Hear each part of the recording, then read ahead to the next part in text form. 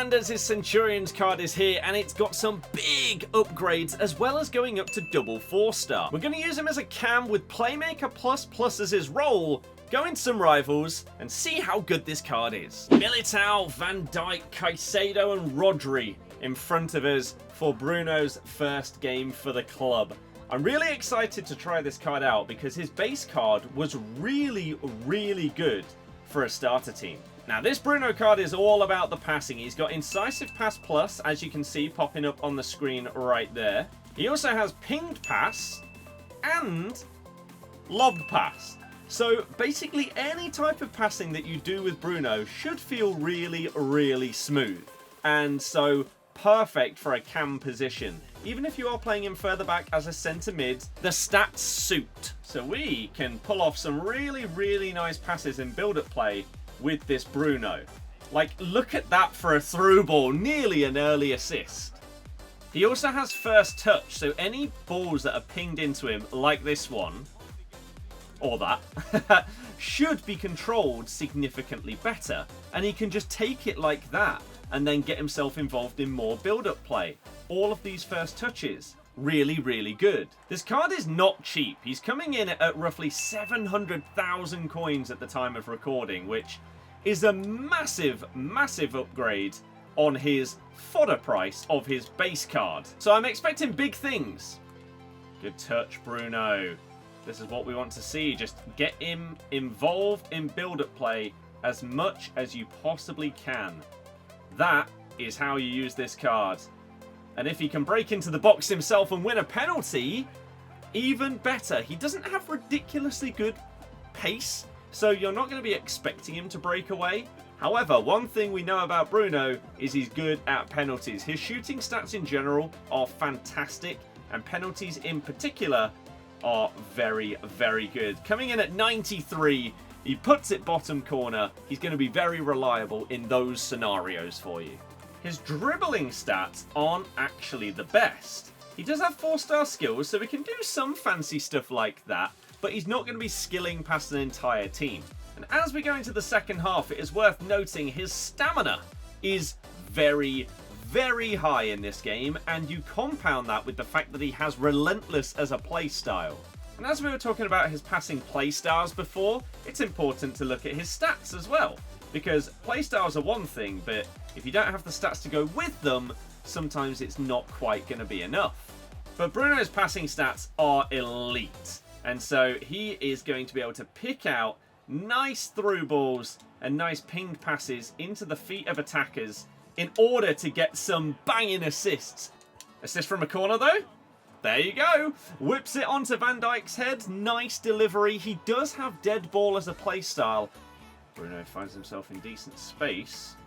This is the one area where I feel like without shooting playstyles, he's going to lack a little bit because he can't just bang a trivela, he can't bang a finesse shot. We're going to have to get him inside the box, utilising his dribbling and skill moves, and maybe that right there is a bit of a worrying sign. That's on his strong foot. He's got 88 finishing.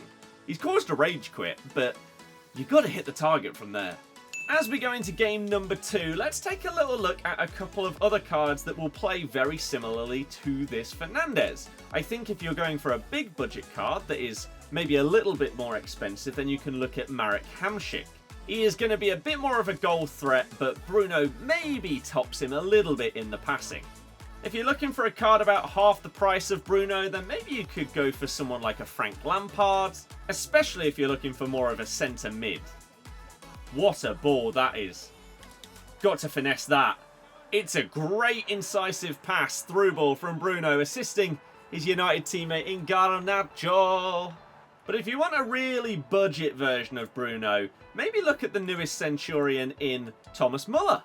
Interestingly, I am recording this review of him directly after playing with Modric's Centurions cards, who feels a lot better on the ball, but Bruno has these incredible play styles, which means the passing is going to be very similar. But if you want to check that out, it's on the channel as well. Oh, perfect opportunity for a through ball from Bruno. These are just amazing. There will be a lot of comparisons between Bruno and Modric, and I think one of the things that does let this card down for the amount that you are paying, he doesn't have any shooting playstyles. Whereas you look at the likes of Cole Palmer, who is half the price of this Bruno card, and he has finesse shot. Modric has Trivela, Hamsik has power shot. This card lacks one of those, and so for the price you're paying, kind of frustrating. Oh, that's a good run through by Bruno. A 4-star week for, again, without those playstyles, there's not a particular shot type you can rely on with him. And the answer is stuff like that. Incredible passing stats and playstyles. So if you want a pure creator in your team, that is what you're getting with this Bruno Fernandes. You've just seen in the space of, what, 15 seconds? A lob through ball and a normal through ball that are basically perfect for Adama Traore. He ends up getting himself an assist there. So maybe not the most reliable in front of goal himself, but as a creative, he is fantastic. Oh, that's actually a really great turn by Fernandes. Decent dribble through as well. Trivela. I mean, if that doesn't sum up exactly what I've said in some of the previous clips. In Bruno's final game tonight, let's see if he can do anything that makes him truly stand out compared to some of the other cards that we've used previously. Once again, showing that passing ability, though. Play that. Nice ball. Back to Adama. Back in, and then to Mbappe. He's going to unleash one! Oh my god, it's actually a decent strike, that.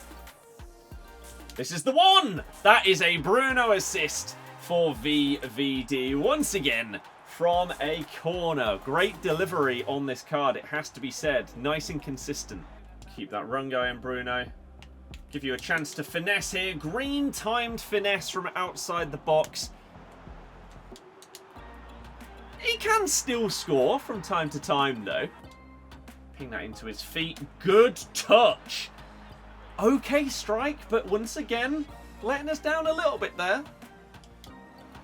But then he just assists Van Dijk from the corner. I think due to his lack of playstyles, you're going to want to use him more as a shadow striker as his role if you want him to be getting goals, because then he can get into the box and utilize his finishing stat, which is decent. See, he makes those runs more so if he is a shadow striker, and then if I green time it, that probably goes in. Oh my god, what a turn.